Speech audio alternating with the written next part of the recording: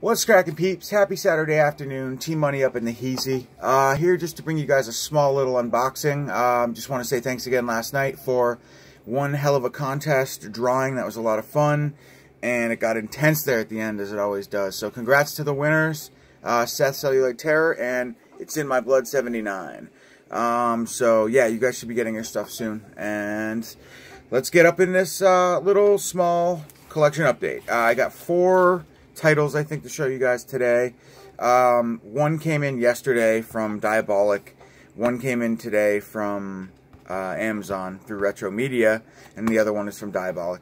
Just one package to unbox. The other 2 have already been opened. So let's get right in this. Let me get a swig of coffee.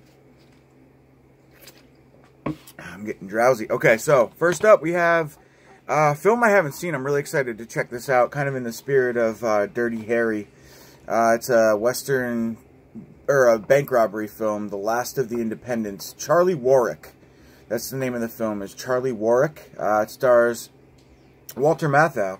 And, you know, I'm not really familiar. I know he's an amazing actor, but other than, like, Dennis the Menace and Grumpy Old Men, and Grumpier Old Men, I'm not really that familiar with much of his work. So, really excited to see him in a role like this, kind of something entirely different, because I know he's a phenomenal actor, and so yeah, be cool to see this. This thing is chock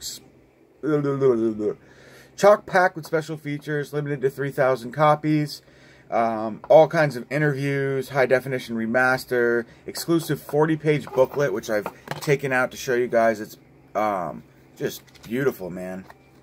Just like, you know, packed with nice photographs from the film, interviews.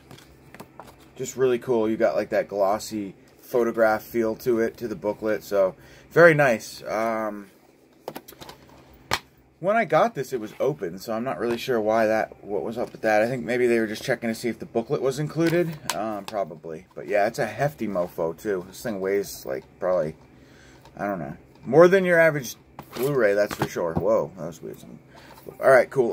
So, yes, Walter Matthau, written and directed by Don Siegel. From 1973, 111 minutes, and we have Charlie Warwick. He stole from the mob, now he's running for his life. So, sounds like a fun little action thriller bank robber film. Yes, I mentioned that. Alright, cool. Next up, we have one from the Retro Media line. I saw Terror for Tom talk about this in his recent update, and I wanted to swoop it up. Octoman. Love me some cheesy sci-fi creature feature 70s films that are probably cheeseball as all hell. It's from filmmaker Harry Essex, well known for scripting such classics as Creature from the Black Lagoon and It Came from Outer Space. He tried his hand at directing, and Octoman was the result. So I have a feeling it's pretty schlocky, but inspired by the success of Creature, Harry's Octoman is a total B-movie hoot. Essex cast the film with sci-fi favorites Kerwin Matthews from Seventh Voyage of Sinbad, Jeff Morrow, Creature Walks Among Us, making this elusive movie sought after by cult movie fans who spent years trying to track it down. Oscar-winning makeup effects artist Rick Baker, Ed Wood, created a fun rubber monster suit, but the movie, much of it filmed silent and dubbed later, is a weird mixture of different grainy film stocks and odd choices. Included here is also an extra film in Essex's next sci-fi undertaking, The Cremators, from 1972.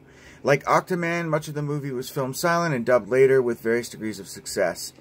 So, very cool. So you get 2 films for the price of 1, essentially, in this one. And, yeah, excited to check this out. And it's in color as well, I believe. Yeah, it is. It's weird. They give you the year that Cremators came out, 72, and obviously this one was from before then, but I don't see a year on the back of this, so oh well. But yeah, so cool. Excited to check that out. Thank you, Tom, for mentioning it in your update. And last up, guys, let's get into this unboxing. Another box from Diabolic DVD. See the easiest way to open this. Oh, and also, guys, I wanted to let you know I'm going to be selling a lot of my collection pretty soon. And before I bring it to, like, well, probably not before, but at the same time that I upload it, pictures to, like, Cult Media on Facebook. That's kind of my go-to, Cult Media. for selling stuff these days. I'll probably do a video just showing you what I've got. It's mostly just going to be DVDs that I have upgraded to Blu-ray, and some Blu-rays too, though, for sure, because there's just a lot of stuff, and I have to make room now for, you know, space is obviously getting worse and limited and getting tighter and tighter. So I do, and I have been the last few days unloading a few movies. Good prices, just trying to get rid of them.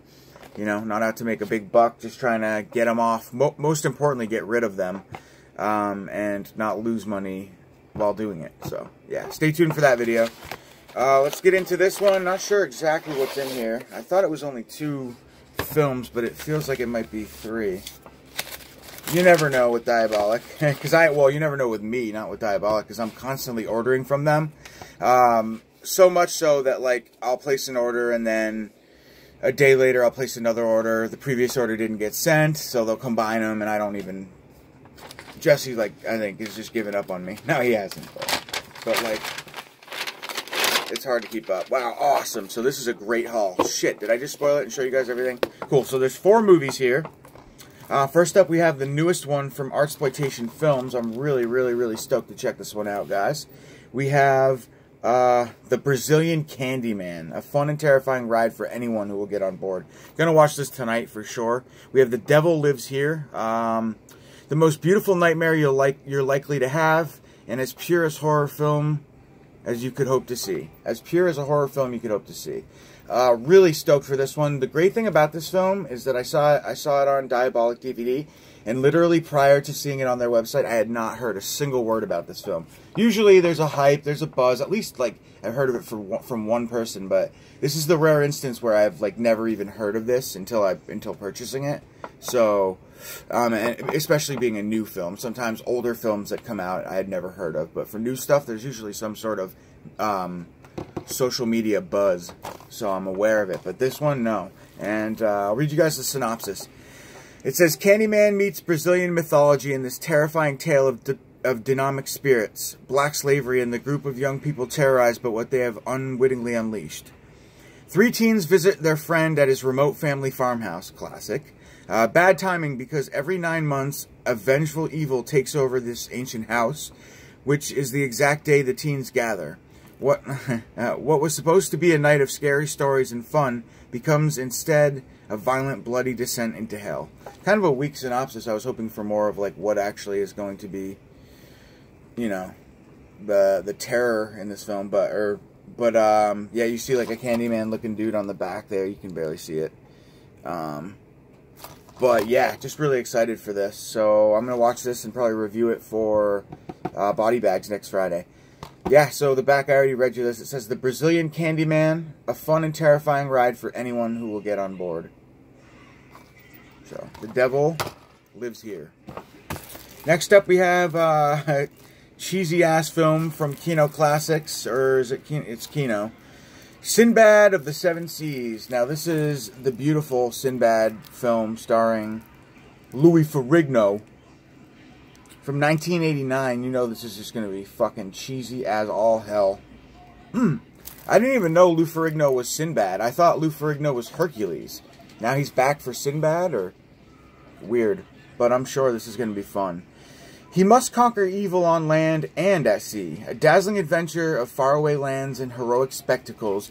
This heart-soaring epic follows the brave Sinbad the Sailor, played by Lou Ferrigno, TV's incredible Hulk and Hercules, is a rousing tale based on Edgar Allan Poe's short story, The 1002nd Tale of Scheherazade.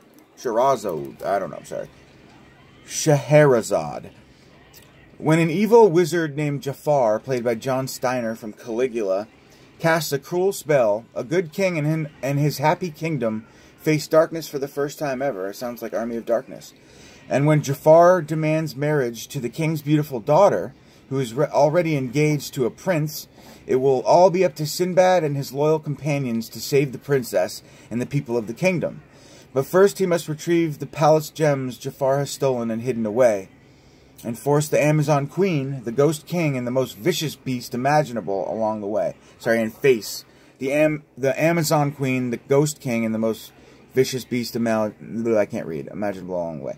Wonderfully directed by cult filmmaker Enzo G. Castellari from Inglourious Bastards, Street Law, The Bronx Warriors, 1990. Plenty of great films. Great name there.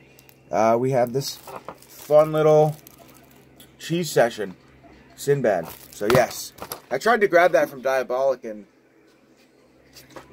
the first round had sold out, but Jesse got some more in real quick. So, all right, guys, another cheesy exploitation action film, The Aftermath. What comes after World War III? Oh God, I can't even. Starring Sid Haig. Awesome. I'll read you guys the. It says, in the tradition of sci-fi classics like The Road Warrior and Planet of the Apes, a spaceship returns from deep space to find the Earth in the aftermath of a nuclear and biological war. The streets are filled with mutated survivors feeding off the weak, and a psychopath called Cutter, played by Sid Haig, excellent. Any Sid Haig in a what do you call it? A villainous role is good for me. Is raining terror down on all others. When astronaut Newman, played by Steve Barkett, confronts Cutter, violence of spectacular proportions breaks out, with no less than Earth's survival in the balance. So, sounds like a fun little cheeseball session. I know I keep saying that, but it is. From VCI, from the year... God dang it, they make it so hard to find these stupid dates. They always have the date, 1982, sorry. So this is from 2017, probably the very, very end, The Aftermath. VCI Entertainment. So cool, excited for that one. And last but not least, guys, I gotta tell you, Anthony, you're gonna be so excited, dude. Victor Crowley, Hatchet Face, Part 4, out on Blu-ray, finally in my hands. These greedy hands have been hungry for this film.